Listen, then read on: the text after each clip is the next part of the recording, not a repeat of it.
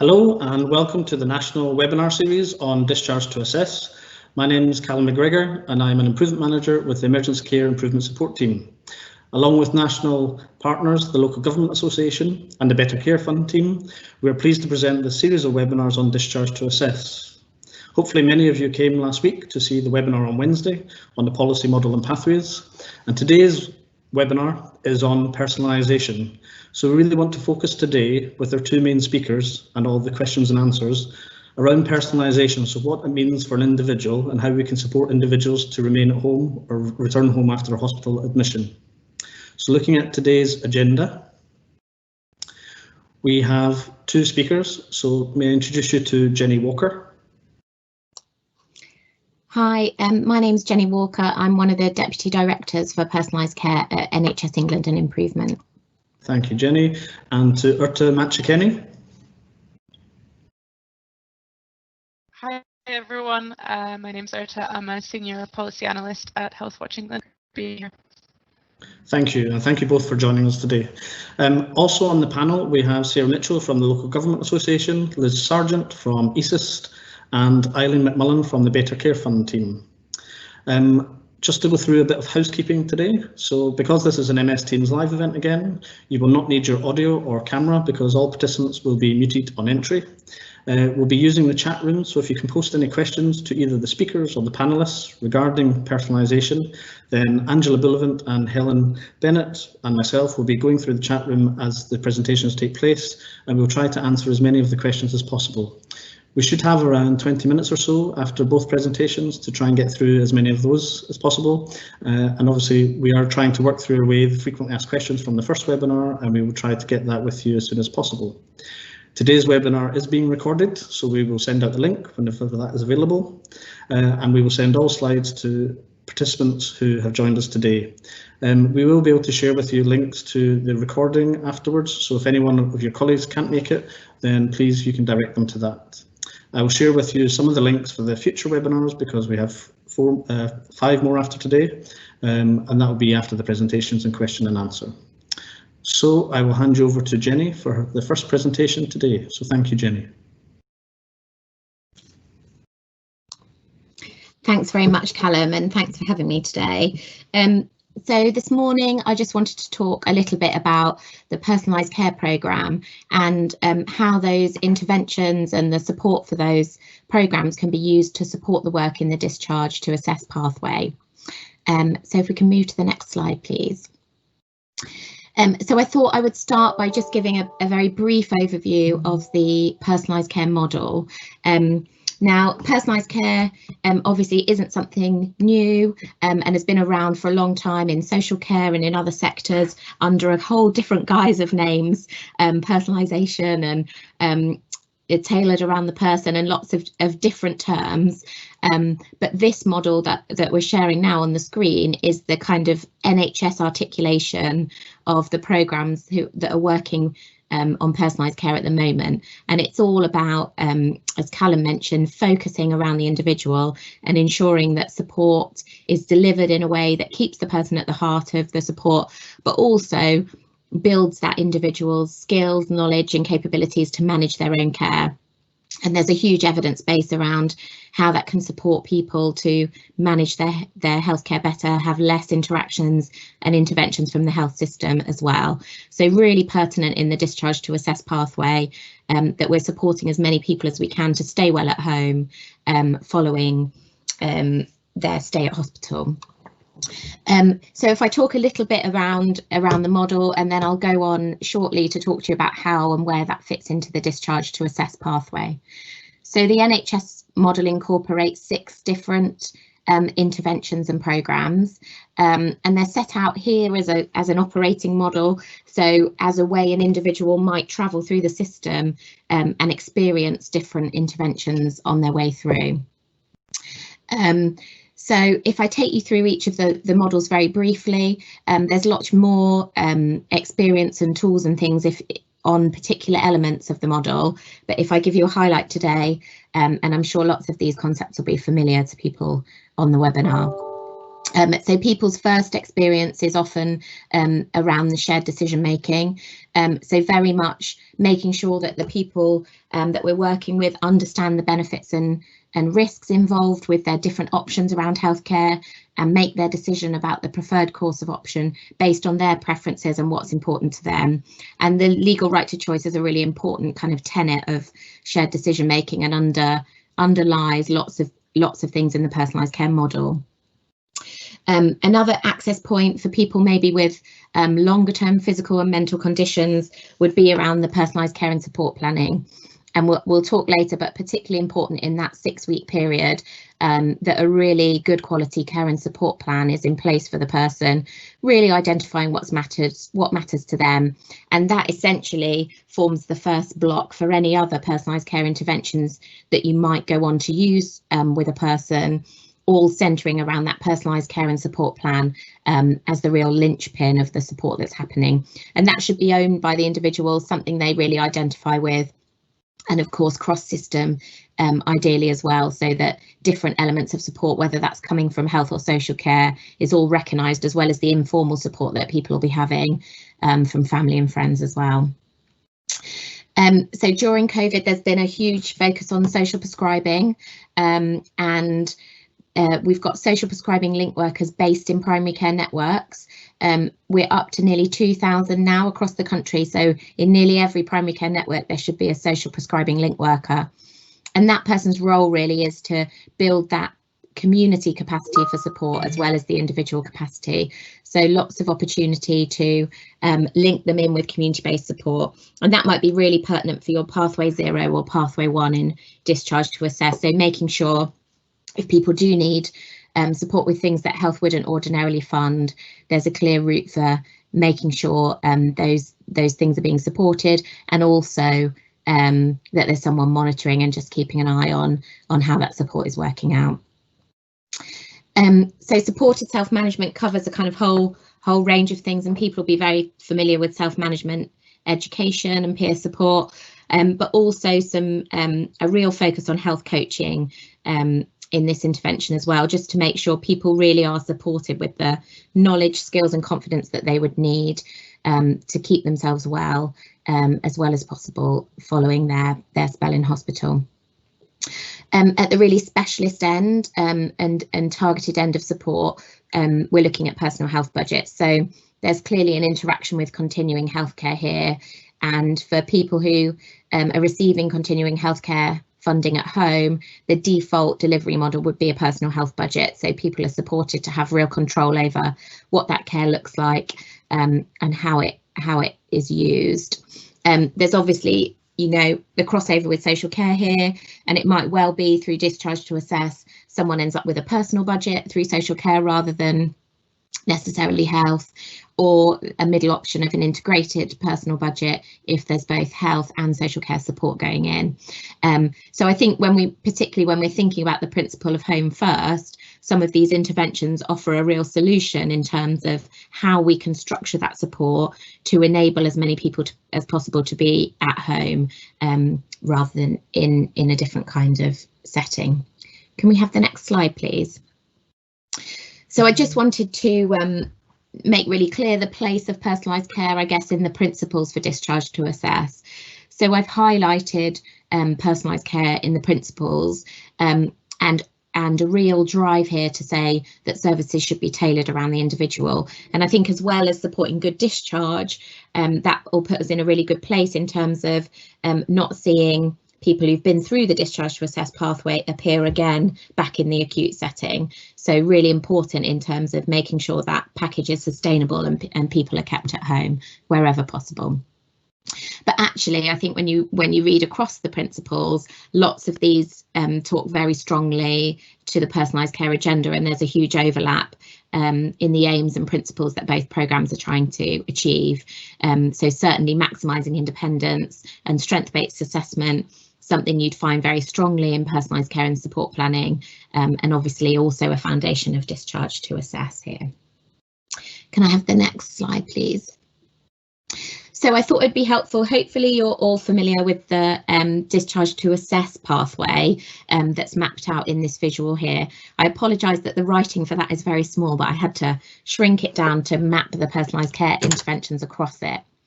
So just wanted to take this opportunity really to really show on a practical level where in this pathway the different interventions might map to. And shared decision making, I think, you know, really we would see throughout this pathway, and the importance that as soon as we're having those conversations with people, as soon as we start planning for discharge when they arrive at hospital, that they really are shared conversations, and those decisions are happening in partnership with the person and with their family and others. So we're in the best place when they're ready for discharge to be able to support them back to home. If we look towards the bottom of the diagram, personalised care and support planning would be the next things to be considered, I think. I talked a bit about the link worker. We also have care coordinator roles in primary care, as well as health coaching roles. So there's a real hub of personalised care team in the primary care setting that I think there's a real opportunity through this pathway to link into those resources and that capacity in the system to support people as they move through this pathway.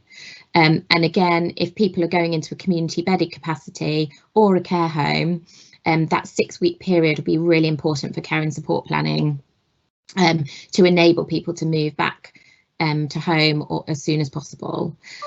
And then at the top, if we start thinking about it in terms of pathway, where those different, so those kind of lower level, less targeted support coming in the lower down pathways, the pathway 1 and the pathway 2, all the way up. I think my personal health budget box has fallen off the top, but CHC assessments possibly leading to a personal health budget, and integrated personal budgets or personal budgets following a Care Act assessment. So I think the gradient of the personalised care response is really matching the different pathways that we see through the discharge to assess model. I just wanted on this slide as well to share a couple of really practical examples that we're seeing in systems at the moment. So as well as the kind of theory and policy that we're seeing line up, just a couple of examples I'll share with you. So one in the personalised care and support planning sphere. So in GM, through Jill Bailey's team, we're seeing some really high quality personalised care and support planning in this pathway, and particularly around those people going to community bedded capacity in care homes, and that real focus on where the next stage for those people will be and how we'll support them to become more independent. And then at the other end, in terms of personal health budgets, we're seeing from Claire Terrington in Birmingham and Solihull how they're using PHBs in this pathway for discharge planning and rehab services, particularly with a mental health pathway involved.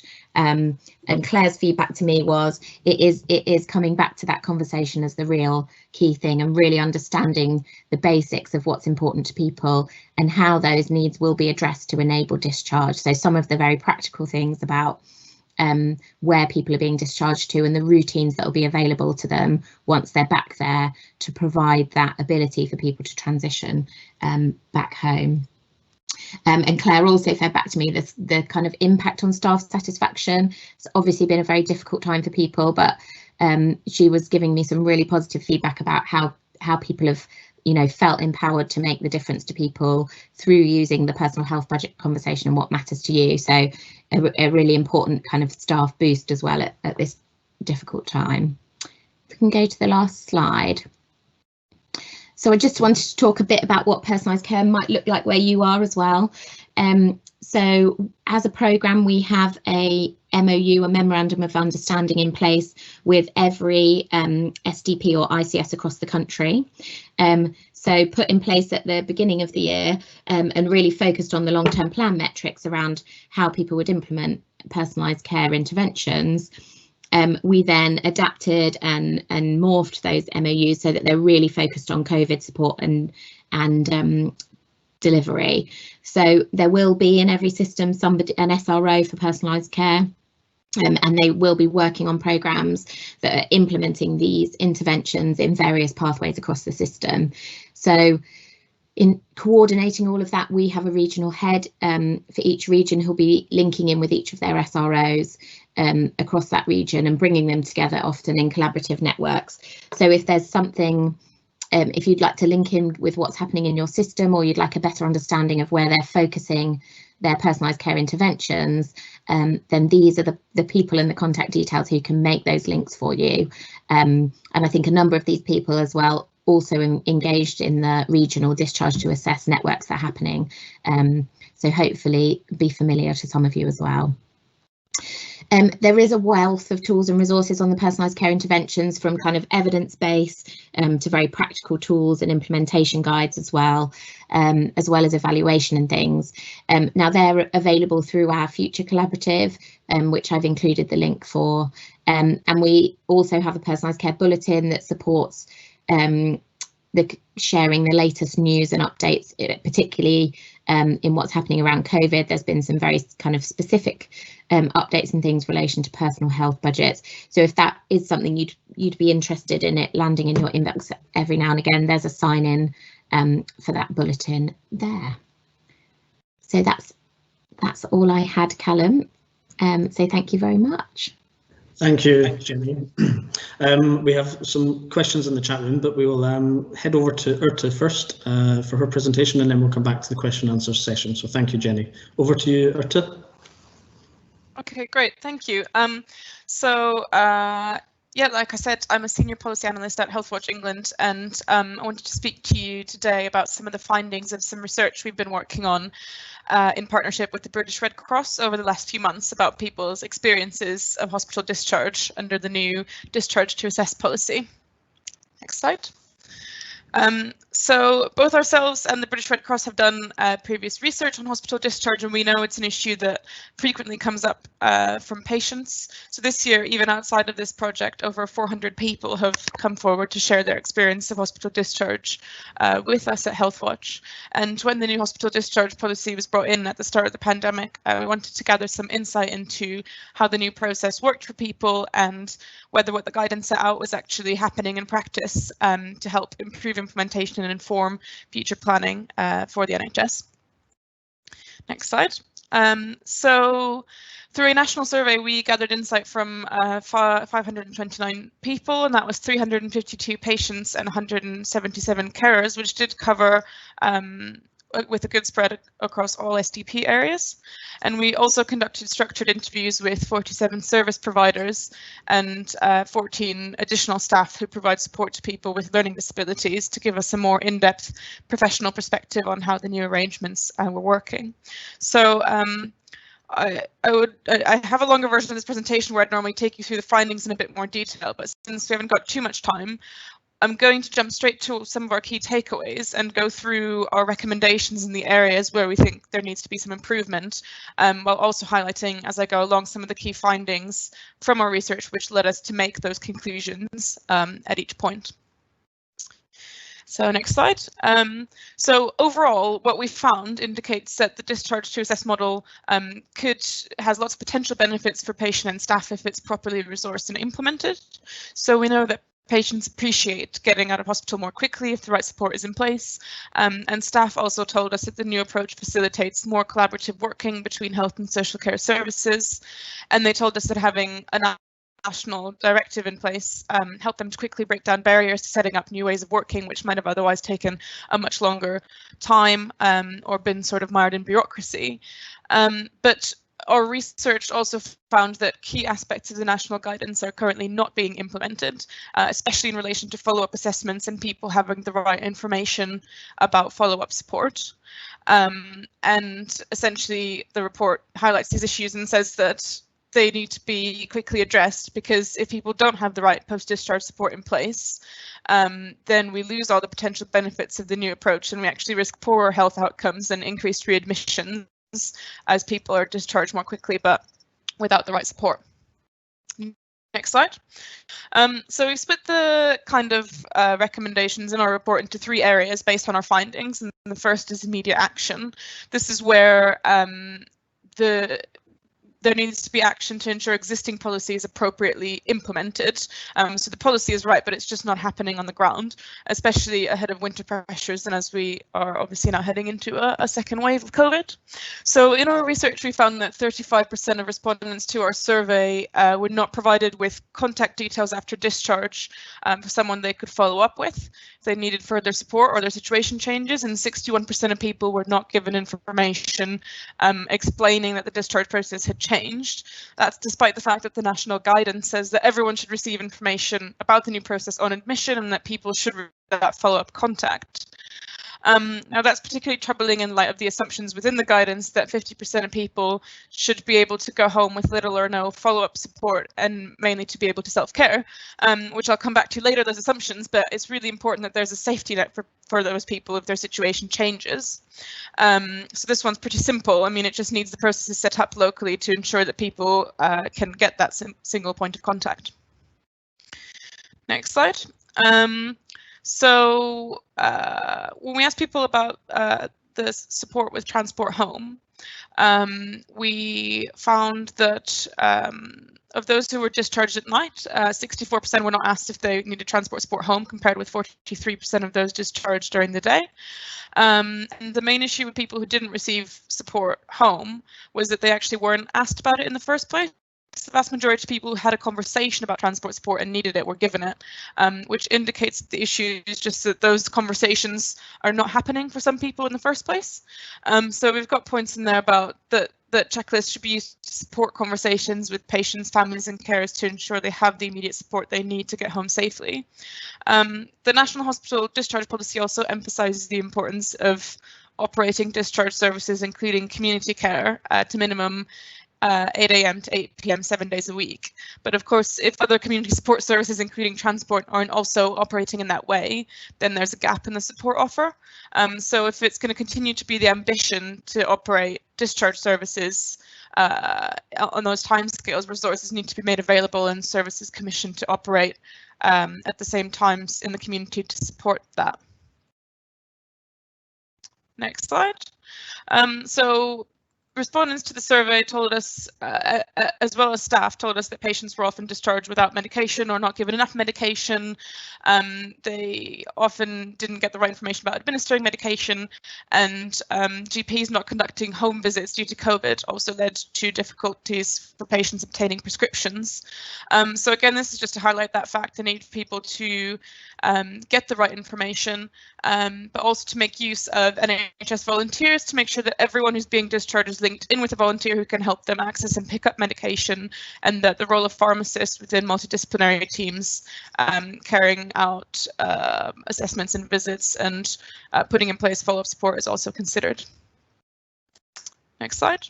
So we also asked people about COVID testing while they were in hospital, and we found that 24% of respondents reported not being tested for COVID during the time they spent in hospital, with 30% of people not receiving their results before they left if they did get tested.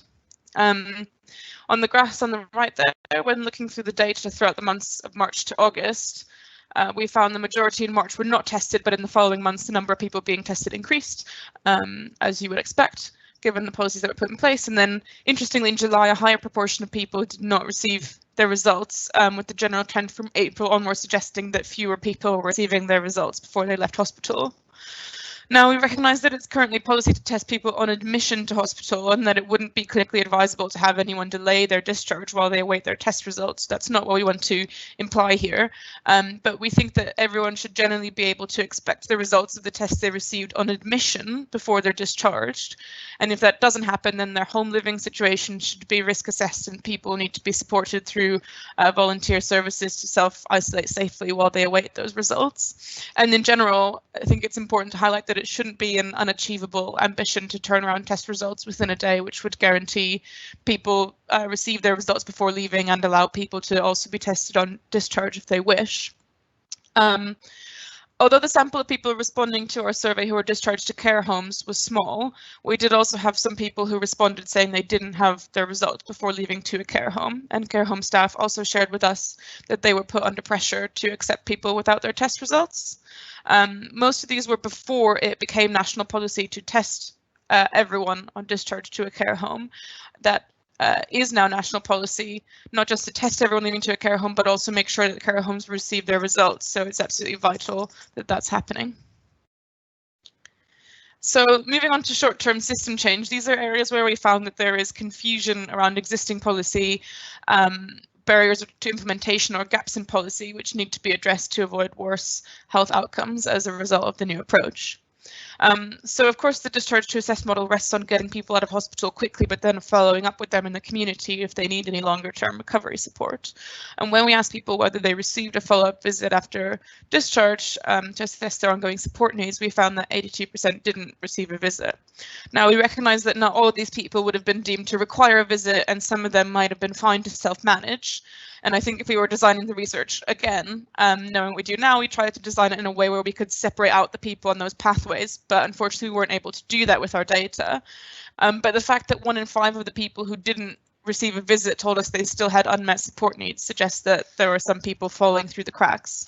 And even if we take the assumption within the guidance that approximately 50% of those discharged would be expected to receive a follow-up assessment in the community, then our findings still indicate that around 60% of those wouldn't have received their visit.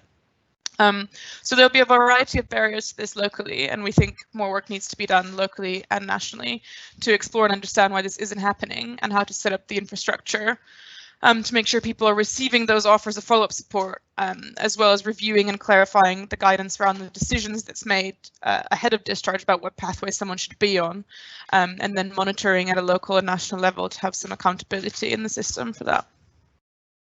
Next slide. So in addition to the findings on the previous slide, 19% of respondents also told us that they weren't prepared to leave hospital. So again, that raises the question about how confident people feel of post-discharge support, or that they've got the resources they need to seek support if their situation changes. And although a lot of people leaving hospital may not need a formal care and support package to recover, we also don't think it's right to just assume they don't need any follow-up.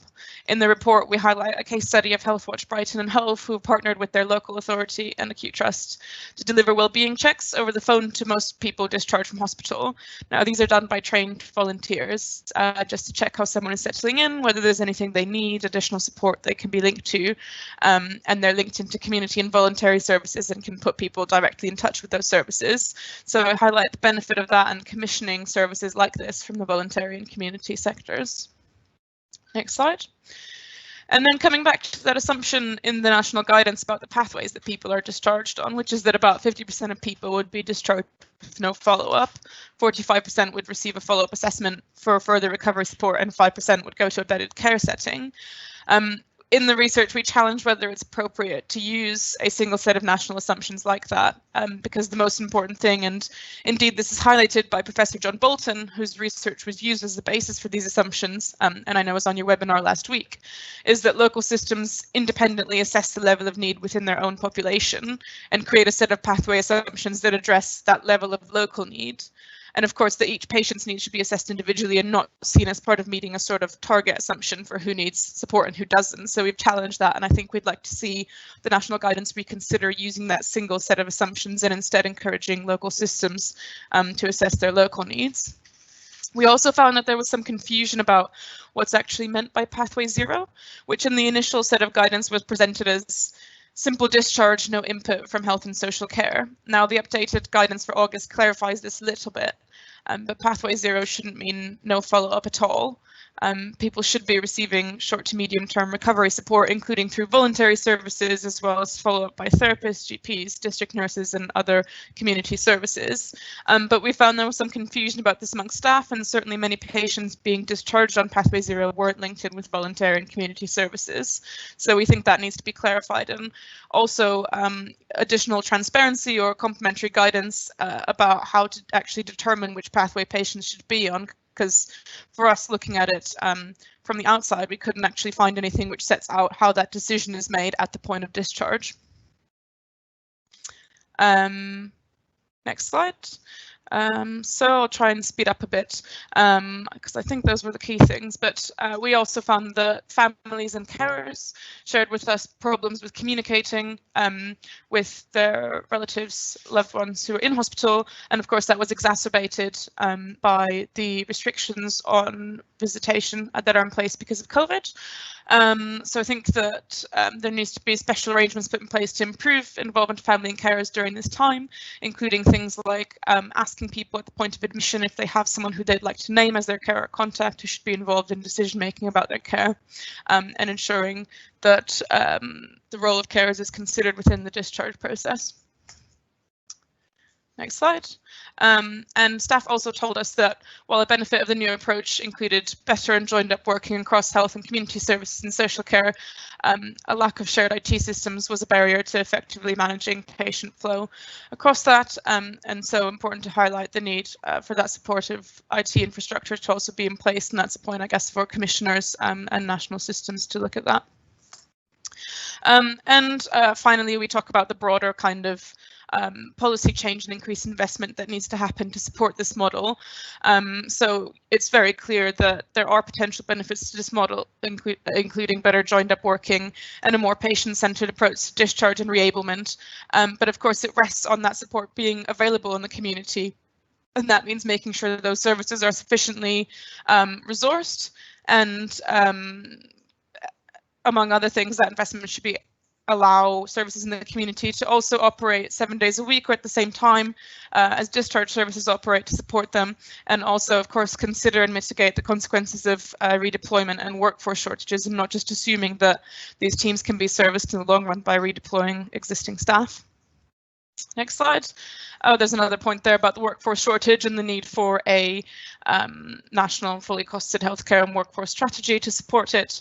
Of course, we've seen the voluntary and community sector have a huge role in the support effort for this, and they can continue to have a huge role if they're properly embedded within the process and resourced as well. And of course, they have a key role to play for that 50% of people who may be broadly able to self-care after discharge, but might need a little bit of community support, but essential that everyone is linked into that support at the point of discharge. Next slide. Just wanted to also draw attention to something that I know Professor Bolton spoke about last week, is that using this model nationally also means looking at how to commission post-discharge support services that focus on recovery and reablement in the short term, and that these services should be available to all people on pathways 0 to 3, which should be separate from kind of longer term formally commissioned care and support services. And yeah, again, drawing in that community and support element as well for people for short-term recovery support. And of course, the reliance on community services and social care that this model entails also means that it makes even more urgent a longer term settlement for social care and how to fund it and properly integrate it with the NHS. Next slide, that is a whistle-stop tour through some of our findings. The full report was published last week, so it's still pretty fresh and it's available on our website, or feel free to contact me, and I'm looking forward to your questions. Thank you, Urta, and thank you, Jenny. Okay, so I'm going to hand you over to my colleague, Angela Bullivant, and we've been theming some of the questions for you both and for some of the panelists. So over to you, Angela, for any of the questions. Thanks, Callum. I'm going to start with Jenny just to give her a breather just for a moment. So, Jenny, if I can just start with you. How do you find the prescribing link for your area? Who is that? Who do you suggest that would be? So it will be very particular to your PCN. So obviously a kind of local authority or CCG area will cover a number of social prescribing link workers. So the regional heads are the best first port of call, because they'll have the full detail by PCN. And those are the details that I had in the slides. And I think those slides will go to everyone on the call today. Sorry, Jenny, what's a PCN, just for those people who may not know? A primary care network. So there should be a link worker in every primary care network.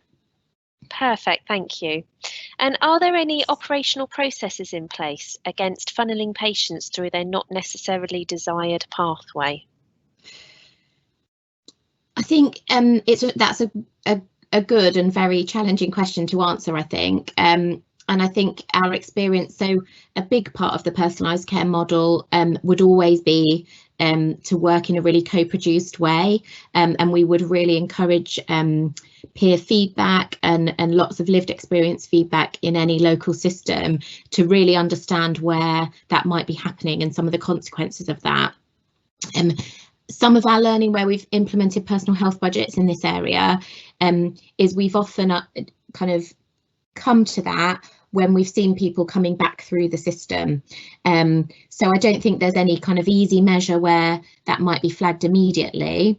But I think when you're looking at the kind of system metrics and the data that's being reported, you can see where there's that kind of clear something's not going right in the planning and the support around people, because you're seeing those same people come back into the acute setting on a cycle. So I think it's lots of indicators that a local system would notice, but there's no kind of very clear, simple answer to that, I don't think. Thank you. I know Liz had put, I think Liz may have put some comments in the chat box when that was asked. Liz, have you got anything that you want to add to that? Sorry, I've answered so many questions, I can't remember what I put, Angela. So I think for me, the whole, if we get home first and discharge to assess right, we are listening to the person right from the outset. And certainly there was evidence that people were particularly pushed down bedded pathways in the first phase of COVID, when probably they should have gone home. And most worryingly, they haven't been followed through in some areas properly, so may still be stuck there. So for me, it's about the whole philosophy of home first is to listen, and not everybody wants to go home, but for those that do, that we're listening and making that possible, and not telling them they need a bed or making them feel insecure so they feel like they need a bed. There's quite a lot of questions around the bedded pathways in this, and we know there's overprescription of those bedded pathways. So yeah, I'm with Jenny. Look at your indicators and you'll know whether you're getting this right. Thanks, Liz. Thank you. So Jenny, back to you. Are social workers making Care Act advocacy referrals for assessments in hospital? I'm afraid that's something I'll have to get back to you on. I'd have to check with people who know more about that than I do. That's okay. Thank you. I can answer that if you want to. Oh yes, that would be lovely, Sarah. The LGA. Thank you. Yes, I mean, people are still doing the work that they should be doing in the hospital if in fact that's needed, and Mental Capacity Act assessments, DOLs and other things should be part of that role.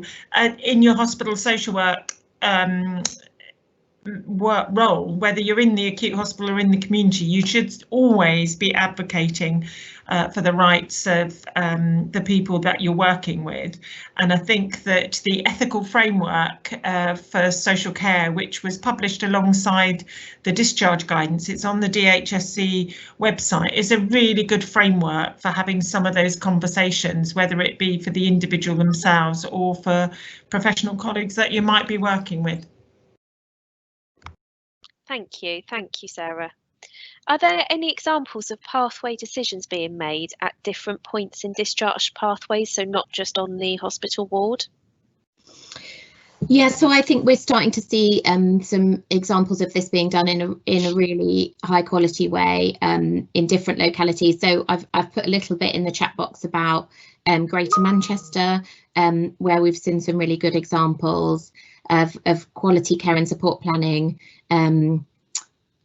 after the hospital, which I think it is the appropriate time for it to happen. And I think Liz said similar in the chat, that it is about people having that time to work out what the best pathway is and look at them in their own home or their preferred space and do that planning then.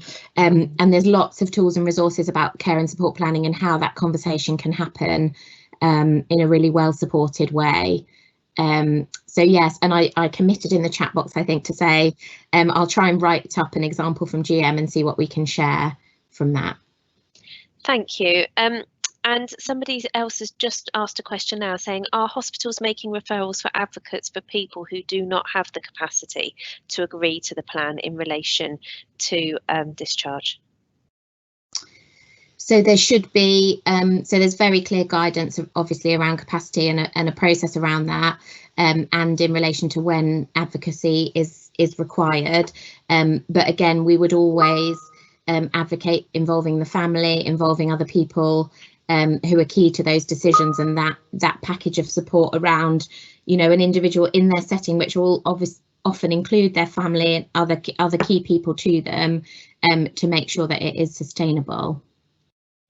Thank you. And one last question, I think, Jenny, for you is, for those who have already established a home first mindset and way of working, how does this link to discharge to assess and personalisation given the current time limitations?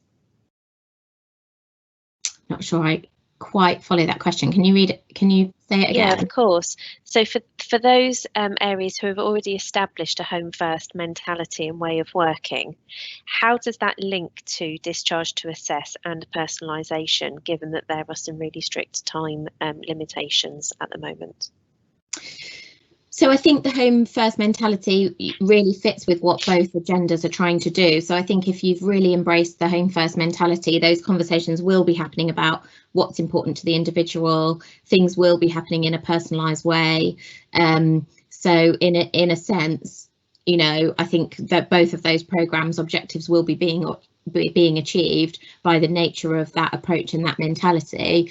And you know, fantastic to see, and we'd love to kind of share examples of where that's happening, you know, with that really strong ethos behind it, because then I think there's some really great lessons that can be shared about the impact that you're seeing, you know, therefore on interventions that people need further down the line and what the system usage is, but also how people are feeling, and their kind of experience of going through that real home first focus. So yeah, would love to hear more about those examples. Thanks, Jenny. Erta, I'm going to come over to you now, if that's okay. So one of the first questions that came through in the chat box while you were presenting was, why were OTs not consulted with? And is there real holistic assessment going on at the moment? Is it you know, that's key? There was a conversation to say it is absolutely key that OTs are involved to be able to enable the holistic assessment. Why weren't they consulted? Is that, I assume that's in relation to the staff interviews that were conducted? Yes, that's right at the start of your at the start of your presentation. I'm going to be totally honest. I mean, I think that was probably just an oversight. I totally take that on board, and would love to, you know, follow up with any contacts that whoever's asking the question might have in that area, so we can develop our understanding. I think that's a very good point. Perfect. So if there is, it's moved from the screen now, but if who posted the question in the chat box originally, if you would like to put your details into the chat box, then Erta will be able to pick that up and we can have that conversation separately. That would be really helpful. Thank you. Another question, does the Healthwatch and British Red Cross report have comparator info about differential experiences by ethnicity? Yeah, so we do have that breakdown. Actually, I think I can very quickly access the rough demographic breakdown. One moment. So we did have an overrepresentation of white ethnic backgrounds, which we acknowledge in the report. So we had about 93% of respondents from white ethnic backgrounds, and 7% from non-white backgrounds. So we can separate that out, but we didn't necessarily feel that it was representative enough for us to draw significant conclusions from that. But it's something we've noted in the report and reflected that in future we would want to perhaps commission some kind of bespoke outreach to make sure that our sample is fully representative and that therefore we can draw those conclusions. But with that caveat, I'm happy to provide that data and have a closer look at that if someone wants to follow up. But I think having looked at the breakdown, we there weren't kind of significant differences that we would have wanted to pull out. Thank you. Which healthcare professional is responsible to follow up the patient after discharge, and who makes that decision? So do you want me to answer that one, Elsa? Go for it, Liz. Yeah. So the patients are referred through the community hub, system hub, whatever you call it, should be appointed a case manager, and that case manager is the best person for that patient. The hub makes that decision, and that person follows them through as case manager unless something alters, but it can be any profession. In some cases it's been the voluntary sector, and in a couple of systems where they've got a reablement service, the reablement workers and their managers have been the follow-up person. So it's about the right person for the patient, but the decision's made by the hub if the system's working properly. Thank you, Liz. Thank you. Do you think, and this is probably, I could open this up a bit more to the whole panel, do you think that there was sufficient collaboration between health and social care? At what level do you mean? Collaboration between the organisations, or in doing personalised care and planning? In personalised care and planning. Well, I suppose probably a bit of both, but I would say, imagine for this, it would be between personalisation and planning. So I think from the LGA and social care's point of view, it would be really key to see people working together with the individual themselves and putting together joint budgets around someone, and putting together personalised packages which are the delivery of care that's already funded, accessing through a strength-based approach what might be out there in the community, and then also access to a personal budget. And no one person obviously is either health or social care. There's a combined response that's needed, and that can work really well. And it might be that one organisation leads on having the conversation and working with someone according to what those particular needs are. But it would be really good if we could see some joint integrated personal budgets and coming along, not necessarily putting the money together. You know, it can be separately funded, but the integrated package and assessment is really, really important, because otherwise we're just having social care assessing and putting a package around someone on the one hand and health doing it separately on the other, and that makes no sense to the person who's in receipt of that care and support. And I guess just to add, when we're working with local systems, we would always expect engagement with social care locally. And we ran some work last year to work with 3 sites who were integration accelerators, who really looked at the practical steps they could take to make sure that integration was happening at the local level. There's always more to do, absolutely, remains a challenge, but I think certainly something that we would promote and look for. Thank you. A question as well about funding. Is there a focus or identified area for the increased investment into the community? It may or may not be something that you can answer now. Is that for me? Probably for the panel as a whole, actually. I think I'll open these questions up, so if anyone's got anything to say.